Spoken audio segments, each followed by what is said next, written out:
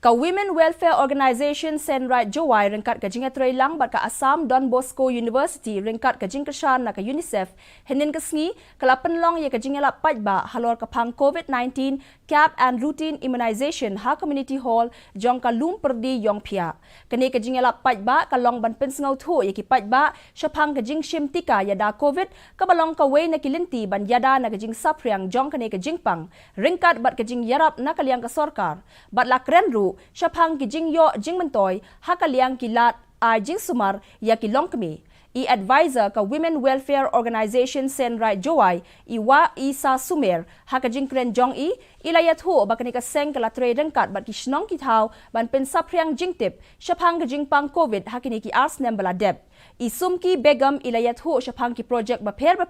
bat ka rukom treikam jongki ban pen klan ya ka jingpen treikam haki snong ki thau na ka benta ka C19 RCCE bat ki we ki SBCC lingba ka jingetre bat ka CSO CBO FBO bat ki shlem ay jing hikai Habodolan Territorial Region Assam bat haki hinyautli ki jilla ka than stela mingi.